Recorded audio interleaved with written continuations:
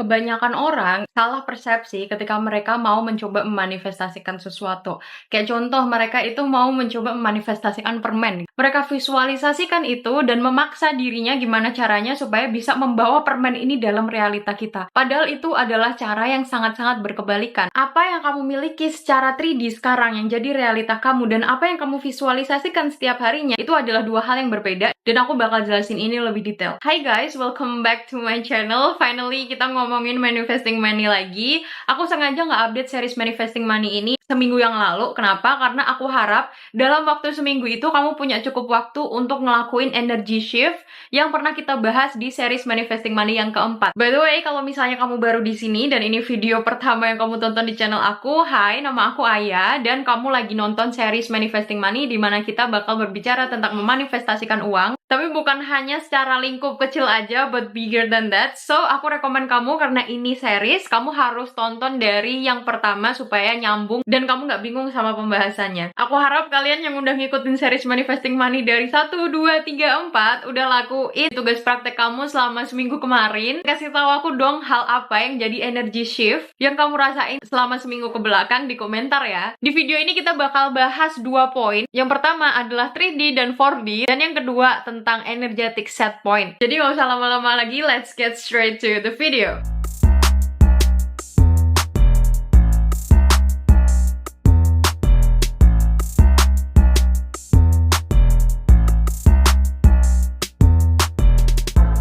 Ada satu hal yang ku notice dari setiap orang yang komentar ketika aku ngomongin soal manifestasi uang, itu adalah gimana caranya kita itu membawa apa yang di pikiran kita ke realita kita gitu. Kayak contoh, kalian punya manifestasi sebuah permen, dan kamu berusaha gimana caranya apa yang di pikiranmu kamu masukkan ke dalam 3D kamu, makanya itu yang membuat kamu stres dan bingung. Ada satu basic pemahaman yang kamu perlu tahu banget, apa yang ada dalam 3D kamu dan apa yang ada dalam 4D yang selalu kamu visualisasikan ini adalah dua realita yang berbeda. Ingat, di series manifesting money yang keempat kita udah sempat bahas bahwa apapun yang jadi realita kamu sekarang itu kamu yang memutuskannya. So, dengan begini, putuskanlah bahwa apa yang kamu visualisasikan ini, imajinasi kamu ini adalah satu-satunya realita yang kamu miliki sehingga kamu nggak terdistract antara 3D dan 4D yang ada dalam kepala kamu. Alasan kenapa banyak orang itu struggle banget untuk mencoba mewujudkan hal yang mereka visualisasikan, hal yang mereka inginkan, itu karena mereka berusaha membawa konsep yang ada dalam kepalanya mereka ini ke dalam realita 3D-nya. Ya of course itu adalah dua realita yang berbeda, jadi pastinya kamu bakal stres bahkan sebelum mewujudkan itu. Mulai sekarang tolong pahami satu konsep ini. 3D atau realita yang kamu hadapi setiap hari itu bukan realita kamu sebenarnya, tapi apa yang selalu kamu imajinasikan, apa yang kamu jurnalkan, apa yang kamu visualisasikan, apa yang membuat kamu merasakan energi yang berbeda, itu harus kamu pilih sebagai realita baru kamu. Dan 3D kamu atau realita kamu yang selalu kamu lihat dengan mata itu adalah platform di mana kamu memproyeksikan apa yang kamu miliki dari pikiran kamu. Jadi kalau misalnya aku mau simplify ini adalah 3D itu palsu, tapi yang jadi realita kamu adalah imajinasimu gitu loh. Well, mungkin bakal bikin kamu kayak, hah apa sih gitu, tapi maksudku kayak gini. Ketika kamu mencoba memanifestasikan sebuah permen, kamu udah visualisasikan kamu makan permen, aduh enak banget, manis banget, dan kamu berusaha untuk membawa konsep dalam kepalamu ini dalam realita kamu dengan keadaan dimana kamu nggak memilikinya, itu adalah sesuatu yang bakal bikin kamu kayak pressure loh, gimana ya caranya gitu, karena kamu mengoperasikan dirimu dari keadaan scarcity atau keadaan dimana kamu belum memiliki si permen ini.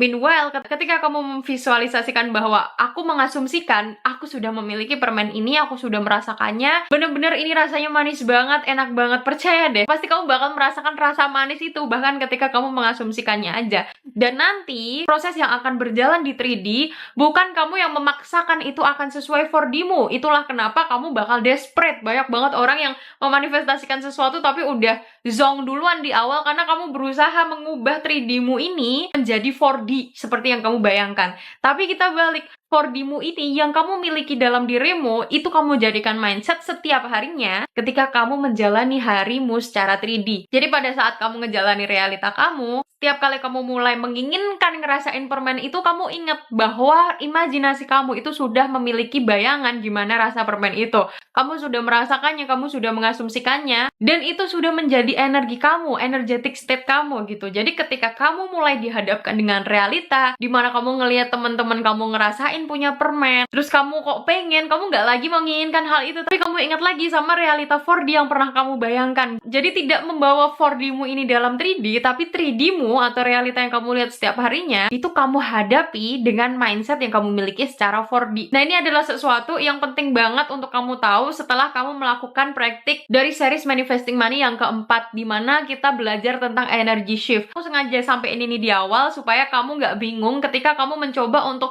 nge-shift energi kamu, tapi gimana ya caranya? Pasti bakal stres banget nggak sih kalau misalnya, karena aku sendiri ngerasain ketika aku berusaha untuk memaksakan apa yang jadi 4D-ku, apa yang ku visualisasikan setiap hari ini, gimana ya cara mewujudkannya, itu aku stres sendiri. Tapi ketika aku mencoba, oke, aku berada dalam keadaan di mana aku sudah memilikinya gitu, dan kira-kira gimana aku akan bersikap, gimana aku akan merespon, itu adalah energy shift yang aku lakuin setiap hari, bahkan gak cuma pas praktik itu aja, tapi setiap harinya. Karena bener-bener ini ngebantu aku sih untuk kayak jujur lebih berada dalam keadaan di mana aku selalu ngerasa segalanya tuh cukup buat aku. Di poin kedua ini kita bakal bahas tentang energetic set point kamu. Energetic set point itu adalah keadaan energi yang membuat kamu berada dalam posisi aman dan nyaman. Nah, ada dua kategori dari energetic set point ini. Yang pertama adalah energetic set point minimum, dan ada energetic set point maksimum. Kita semua kan punya standar, punya sebuah kepercayaan, punya sebuah pola dan keyakinan tentang gimana uang ini bekerja buat kita, gimana kita bisa menerima uang ini setiap hari. Nah, ini yang aku maksud sebagai energetic set point. Ada nominal uang tertentu yang kamu nggak pernah bayangkan untuk bisa kamu hasilkan. Ada nominal uang juga yang kamu nggak bisa bayangkan yang bakal kamu terima. Setiap dari kita, setiap teman-teman yang nonton video ini tuh semuanya berbeda pasti antara aku, kamu, dan mungkin teman-teman yang lain sebagai viewers dari video ini. Ketika kamu bekerja, kamu punya standarmu sendiri. Kamu punya sebuah nominal yang rasanya, aduh nggak mungkin banget deh aku ngedapetin sebesar itu. Dan juga ketika misalnya kamu kerja nih, kamu nggak bisa ngebayangin kalau misalnya kamu bakal ngedapetin uang kurang dari standar yang udah kamu miliki sebelumnya. Contoh, kamu terbiasa kerja dengan UMR Jakarta gitu ya, terus tiba-tiba kamu kerja di Jogja dengan UMR-nya Jogja, kamu pasti nggak bisa ngebayangin kan dapat gaji sesuai UMR-nya Jogja. Kita semua punya standar itu tanpa kalian sadari. Nah, ini yang gue sebut sebagai energetic set point. Contohnya lagi seperti ini, ada nominal di rekening kita yang pokoknya mau nggak mau kita nggak boleh punya saldo kurang dari itu. Dan ada nominal juga yang terlintas di kepala kita yang kita nggak pernah ngebayangin ternyata nominal itu bisa jadi isi dari rekening kita. Contoh lain kayak gini, ada beberapa orang yang nggak pernah terbayang bakal punya hutang, dan mereka selalu percaya untuk ngebayar semuanya dalam cash. Tapi ada beberapa orang juga, mungkin kamu sering jumpai, mereka ngerasa fine-fine aja ketika mereka harus nurunin pinjaman. Kenapa? Karena mereka tahu mereka bisa mengelola pinjaman itu. Ini adalah sebuah energetic set point dari uang yang tanpa sadar sebenarnya bisa kita amati dari keadaan sekitar gitu. Dan jujur, setelah aku mengobservasi ini, setiap orang itu punya energetic set point yang berbeda. Banyak sekali orang yang punya set point di mana mereka ngerasa selalu kurang soal uang. Beberapa juga merasa bahwa standar keuangan mereka itu cukup. Dan banyak orang juga yang ngerasain bahwa standar keuangan mereka itu lebih daripada apa yang mereka butuhkan. Contohnya, tiba-tiba ada seseorang memberikan kamu 100 juta. Buat beberapa orang, ini adalah sumpah ini luar biasa lebih daripada yang kubutuhkan. Tapi buat beberapa orang juga 100 juta itu adalah nominal yang benar-benar cepat banget sirkulasinya. Setiap bulannya mereka memerlukan untuk mengeluarkan 100 juta itu secara rutin. Itulah sebuah energetic set point. Setiap orang ini berbeda. Dan bonusnya adalah setiap orang itu bisa mengganti set point mereka. Kamu bisa memutuskan bagaimana kamu ingin mengoperasikan dirimu dalam energetic set point soal uang. Standar keuangan kamu akan seperti apa. Dan aku mau cerita sedikit ya ke kalian. Dulu karena aku masih sebagai seorang pelajar, penghasilan penghasilanku itu adalah penghasilan yang secukupnya sebagai pelajar gitu. Karena aku masih bergantung sama orang tua, dimana uang bulananku per bulan ada di 2,5 sampai di 3 juta. Itu cukup untuk aku ngebayar makanan, cukup untuk aku ngebayar asrama, dan sedikit cukup untuk aku membeli barang yang aku inginkan. Pada saat aku jadi pelajar, aku nggak bisa ngebayangin kalau misalnya uang bulanan aku kurang dari nominal itu. Tapi setelah aku beranjak dewasa dan aku punya sebuah keinginan dimana aku bisa untuk berdaya sendiri, menghasilkan uangku sendiri, aku punya sebuah goal dimana aku ingin mencapai nominal uang itu. Buatku untuk mencapai nominal yang selalu aku inginkan ini rasanya kayak ya ampun, ini nggak mungkin banget gitu. Rasanya kayak aduh, aku bakal mulai dari mana. Tapi yang kulakuin kayak yang aku jelasin ke kamu di series Manifesting Money yang pertama, kedua, ketiga, keempat, aku selalu tune in atau selalu menaruh diriku dalam energy shift di mana aku sudah memiliki nominal yang aku harapkan itu. Dulu aku selalu ngebayang-bayang gimana ya rasanya kalau misalnya aku menghasilkan sekian digit dari kerjaanku gitu. Aku berusaha untuk nge-shift energiku berada di sana. Meskipun dalam kepala aku selalu bilang kayaknya ini nggak mungkin. Tapi setelah aku mencoba melakukan praktis-praktis itu dan benar-benar menaruh diriku dalam energetic set point yang baru, lama-lama bukti bahwa aku bisa mencapai di sekian digit sebagai level minimumku yang baru, akhirnya hadir dalam realitaku gitu. Jadi dulu aku nggak bisa kebayang kalau misalnya aku bakal ngedapetin sekian digit gitu sebagai income bulananku. Dan aku nggak bisa kebayang kalau misalnya uang bulanan aku yang dikasih orang tua itu kurang dari 3 juta per bulan. Karena ibarat aku di luar negeri itu nggak bakal cukup banget kalau misalnya kurang dari itu. Nah sekarang aku berada dalam realita di mana energetic set point minimum yang aku dapatkan setiap bulannya itu tidak kurang dari set point yang aku setkan pada saat dulu aku mencoba untuk berada dalam realita yang baru. Kamu harus tahu yang namanya energetic minimum dan energetic maximum. Energetic minimum itu adalah keadaan energi di mana kamu nggak bisa ngebayangin kalau misalnya kamu punya uang kurang dari itu. Nah sekarang aku berada dalam level di mana aku nggak bisa ngebayangin kalau misalnya aku punya uang kurang dari energetic minimum yang udah aku setkan sekarang.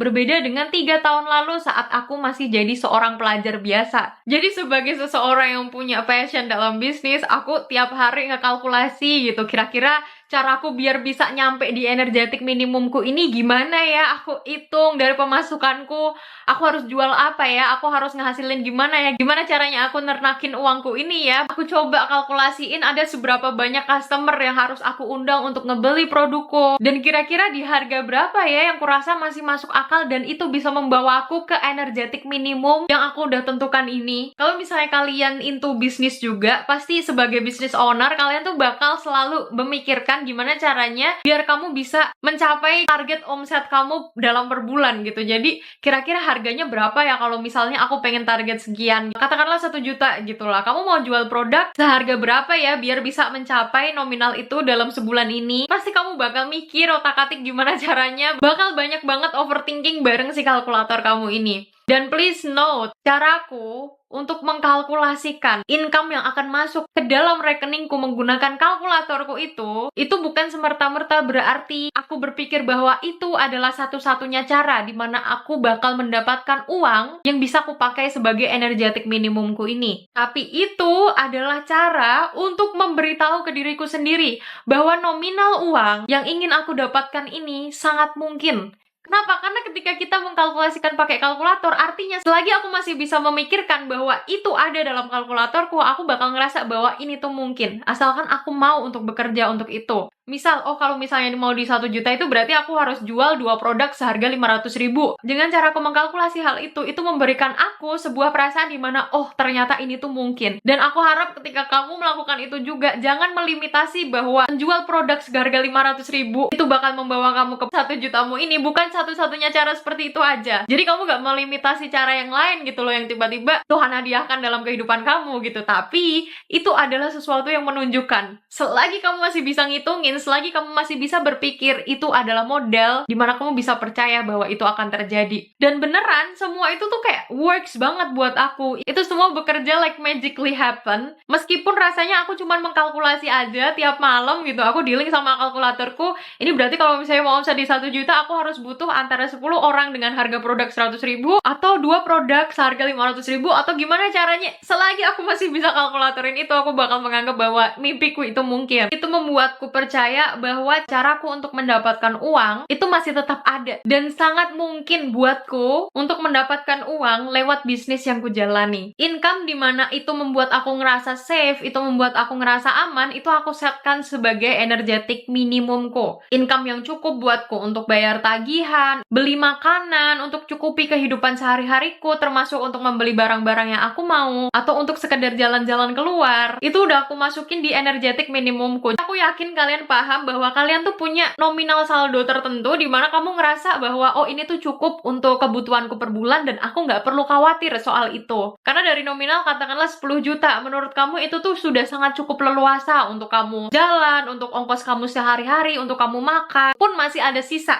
Nah, nominal yang membuat kamu ngerasa seperti itu berapa? Coba kamu tentuin energetic set point minimum bagimu sendiri. Karena setiap orang berbeda-beda ya. Dan tentang energetic maximum. Energetic maximum ini adalah seberapa banyak nominal uang lebih daripada energetic minimum yang kamu punya. Jadi misalkan dari nominal 5 juta, ternyata beberapa bulan terakhir kamu dapat tambahan dari bisnis kamu atau dari pekerjaan kamu, mungkin dari bonus, nilai 2 juta. Jadi energetic maximum kamu adalah 7 juta. Energetic maximum ini membuat kamu ngerasa bahwa kamu tuh berada dalam keadaan yang lebih nyaman daripada sekedar ketika kamu berada dalam energetic minimum kamu gitu loh. Kayak ngerasa bahwa oh kamu lebih punya leverage, lebih punya kelonggaran untuk ngelola uang itu. Dan gak apa-apa banget kalau misalnya time to time atau bulan ke bulan kamu gak mencapai energetic maximum kamu. Karena energetic maximum ini tuh sifatnya bonus gitu. Yang penting kamu tidak berada di bawah energetic minimum kamu. Supaya apa? Menjaga energi kamu biar kamu gak khawatir. Kebayangkan kalau misalnya kamu ngehasilin, aduh aku bulan ini ngasilin kurang dari nominal yang udah kamu tentuin. Pasti bakal ada worry, bakal ada kekhawatiran, bakal ada kebingungan. Nah itu untuk menjaga kamu, jadi kamu gak perlu khawatir kalau misalnya kamu gak mencapai energetic maximum yang sudah kamu tentukan. Energetic minimum maupun energetic maximum itu adalah sebuah vibrasi di mana kamu merasakan aman. Jadi buatlah energetic minimummu yang baru dan maksimummu yang baru juga. Dan selalu taruh diri kamu dalam range vibrasi itu, karena itu akan jadi standar baru kamu. Dulu aku ngerasa bahwa aku ngerasa aman ketika aku selalu mendapatkan uang bulanan 2,5 sampai ke 3 juta, tapi setelah aku mencoba nge-shift semuanya, bukan aku nggak ngerasa aman lagi ketika aku nggak mencapai di energetic minimumku yang sekarang gitu loh, tapi lebih ke aku punya pengalaman, oh kalau misalnya aku nggak mendapatkan energetic minimumku which is 10 juta, artinya aku tuh dulu pernah loh berada dalam energetic minimum senilai 2,5 sampai di 3 juta, dan dari pengalaman itu aku bisa belajar, tapi aku juga memilih untuk move forward, nggak nge-stuck dalam hal itu aja, bukan karena aku nggak bersyukur atau apa gitu, tapi karena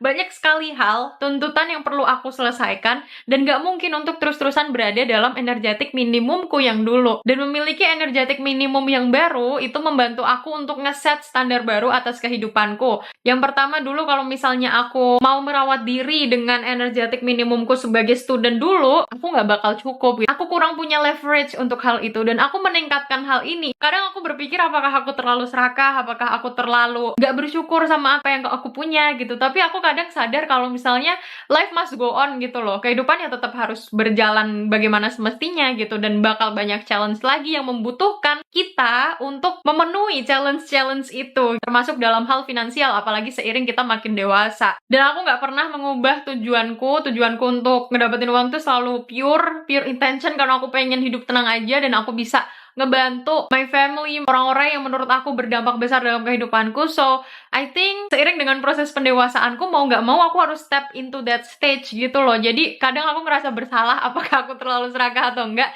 tapi mau nggak mau aku harus berada di situ gitu. But ya kalau misalnya kamu ngerasain ini, that's why I'm telling you guys that it is okay, karena your life must go on gitu. Pada akhirnya kamu mau nggak mau akan step dalam hal itu. Dan ini cuma tentang keputusanmu aja. Kamu tetap bersyukur sama kehidupan yang kamu sebelumnya, karena itu membuat kamu belajar, dan bersyukur atas kehidupan yang akan kamu miliki setelah ini. Itu juga boleh aja kamu bersyukur di momen ini gitu kan. Ngeset energetic minimumku itu adalah step yang bener-bener level up aku banget, karena sekarang energetic minimumku itu terasa sangat normal buatku, dimana itu udah jadi pemasukan bulanan yang memang bener-bener secara konstan gitu loh. Aku bakal dapetin itu terus, dan aku nggak perlu khawatir soal besokannya akan seperti apa. And please banget, Jangan menghitung keberuntungan atau keberhasilan kamu, atau seberapa layaknya kamu untuk mendapatkan uang ini, dan seberapa berhasilnya proses kamu untuk memanifestasikan uang ini berdasarkan level energetik minimum atau energetik maksimummu aja.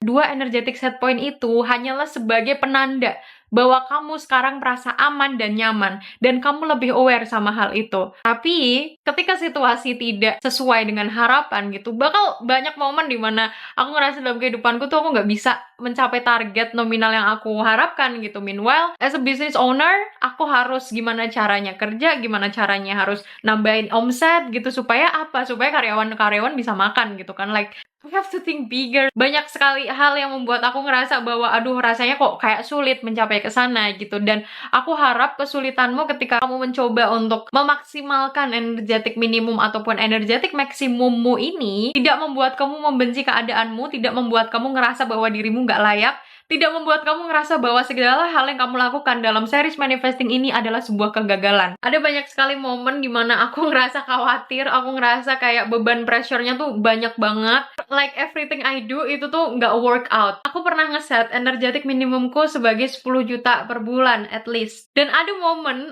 dimana aku nggak mencapai di nominal itu, which is itu bener-bener setengahnya aja nggak nyampe. Aku mulai bingung banget, aku mulai khawatir banget. Aku udah ngelakuin segala cara, tapi kamu pasti tahu kan keadaan keuangan kita gitu loh. Kayak kadang ada naiknya, kadang ada turunnya gitu. Dan aku mulai dipenuhi dengan segala macam kekhawatiran. Dimana aku punya banyak deadline yang harus aku bayarkan, aku punya banyak tagihan yang juga harus aku cukupi. And I was like, oh my god, how can I do this? Gimana caranya aku bisa accomplish semuanya ini dalam jangka waktu atau bulan yang bener-bener emang udah mepet banget, itu udah akhir bulan banget. Ditambah aku perlu banget untuk ngebayar kuliah aku, which nominalnya itu nggak sedikit, dan aku jujur kayak kebingungan gitu loh, like gimana caranya biar aku bisa mencapai ke sana. And you know what? Exactly ketika aku berada dalam keadaan kekhawatiranku yang udah menumpuk, ternyata tanpa aku sadari, aku dapat beasiswa dan perkuliahanku udah dibayar.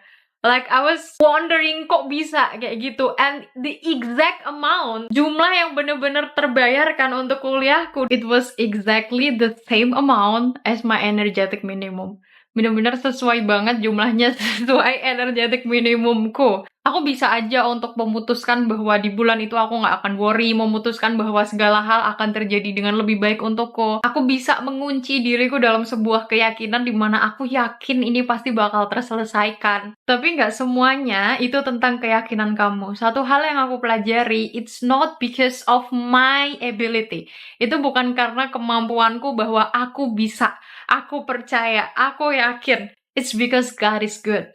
Karena Tuhan itu baik gitu loh, selalu menolong kita di momen dimana kita ngerasa bahwa ini udah mentok banget, udah aku nggak bisa lagi. Selagi kita punya willingness atau sebuah bentuk kesediaan.